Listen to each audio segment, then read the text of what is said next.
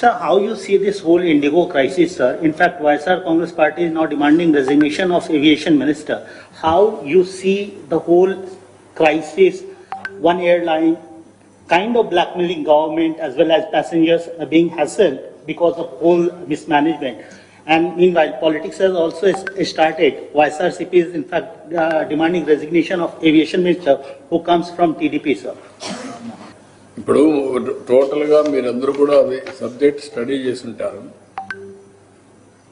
Government of ఇండియాలో కూడా కొన్ని ఇంటర్నేషనల్ స్టాండర్డ్స్కి వెళ్తూ పబ్లిక్ సేఫ్టీ ఇవన్నీ కూడా ఇంట్రడ్యూస్ చేస్తున్నారు.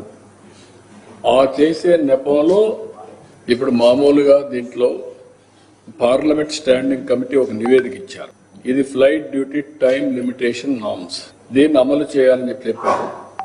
దీంట్లో మెయిన్ గా పైలట్లు ఇతర క్రూ సభ్యులందరికీ అంతర్జాతీయ ప్రమాణాలకు అనుగుణంగా విశ్రాంతి, మళ్ళా డ్యూటీ ఇవన్నీ కూడా భద్రత ఇవన్నీ కూడా మేనేజ్ చేస్తారు. అయితే ఇక్కడ ప్రస్తుతం పనిచేస్తున్న సిబ్బందికి ఎక్కువ విశ్రాంతి ఇచ్చినప్పుడే అదే సర్వీస్ నడపడానికి ఎక్కువ సిబ్బందిని నియమించుకోవాలి. అది ఇండిగో చేయలేకపోయారు. ఇండిగో 65% వాళ్ళవే ఫ్లైట్స్ వచ్చాయి. దీనివల్ల తక్కువ ఖర్చుతో తక్కువ సిబ్బందితో నడిచే సంస్థగా వాళ్ళు ముందుకెళ్లిపోయారు. ఇప్పుడు ఈ టైం ఇచ్చారు, ఆ టైంలో వాళ్ళు చేయలేకపోయారు.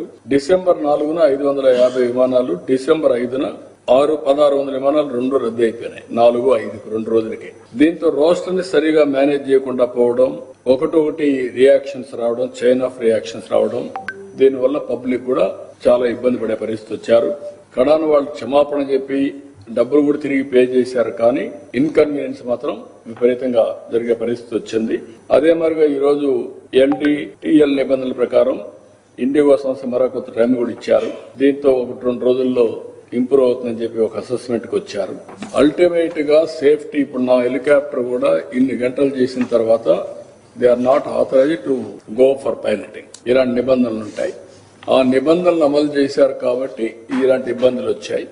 అది గవర్నమెంట్ ఆఫ్ ఇండియా చూసుకుంటుంది. ఇక్కడ నేను సూపర్వైజ్ చేయడం లేదు, అది గవర్నమెంట్ ఆఫ్ ఇండియాలో ఉంటుంది.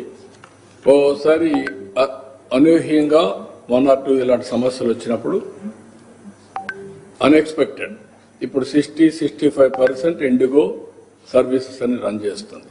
మేజర్ మోనోపలీ కింద, మేజర్ ప్లేయర్ కింద వాళ్ళు ఉన్నారు కాబట్టి ఇలాంటి సమస్యలు వచ్చాయి.